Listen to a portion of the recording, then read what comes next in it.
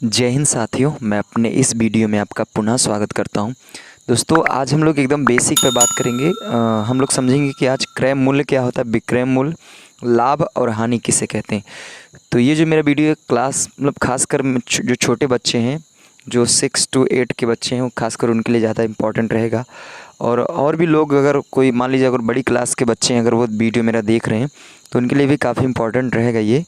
तो आज इस वीडियो में हम समझेंगे क्रय मूल्य किसे कहते हैं, विक्रय मूल्य किसे कहते हैं, लाभ और हानि क्या होता है। तो आइए समझते हैं। पहला नंबर क्रय मूल्य। देखिए, क्रय मूल्य का मतलब इसको हम लोग बोलते हैं खरीद मूल्य भी बोलते हैं।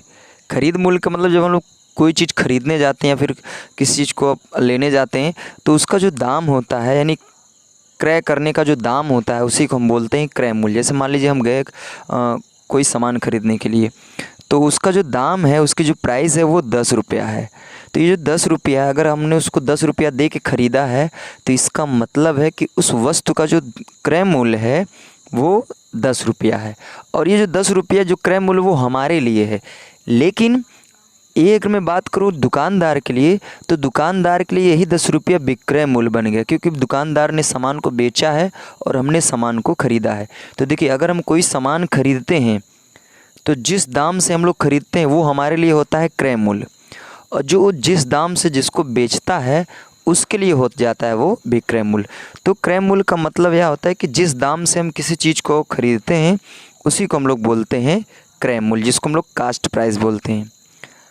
अगला समझते हैं विक्रय मूल्य। देखिए, विक्रय मूल्य का मतलब यह होता है कि जिस दाम पर हम किसी वस्तु को बेच देते हैं उसी को हम लोग बोलते हैं विक्रय मूल्य। जैसे मान लीजिए हम कोई सामान था, उसको हमने 50 रुपया में ख़रीद के लाया था और हमने बेच दिया उसको 70 रुपये में, ठीक है।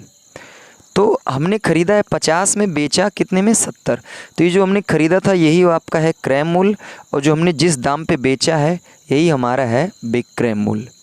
तो यानी खरीदने के दौरान जो दाम हम देते हैं वो होता है क्रय मूल्य होता है, और बेचने के दौरान हम लोग जो दाम लेते हैं वो हमारा होता है विक्रय मूल्य। अब समझते हैं दोस्तों लाभ और हानि क्या होता है। देखिए, लाभ किसे कहते हैं। लाभ का मतलब यह होता है कि जब हम किसी वस्तु को कम दाम में खरीद कर अधिक दाम में बेच देते हैं तो उसे हम बोलते हैं लाभ। जैसे मान लीजिए आप कोई वस्तु आपने ख़रीदा, बहुत सस्ती थी, और लेकिन जब आपने उसको बेचा तो बहुत ज़्यादा महंगे में बेच दिया। जैसे आपने 50 रुपये में ख़रीदा और आपने 70 रुपये में बेच दिया, तो इसका मतलब है आप ज़्यादा दाम पे बेच दिए हैं। तो जब कोई चीज़ हम लोग ज़्यादा दाम पे बेचते हैं तो उसी को हम लोग बोलते हैं लाभ। तो देखिए, जो लाभ का जो फार्मूला होता है, लाभ बराबर होता है विक्रय मूल्य माइनस क्रय मूल्य। ये फार्मूला होता है लाभ का। तो लाभ का मतलब यह होता है कि अगर हम लोग कम दाम में ख़रीद के बहुत ज़्यादा दाम में बेचते हैं तो उसी को हम लोग बोलते हैं लाभ। और लाभ बराबर होता है विक्रय मूल्य माइनस क्रय मूल्य।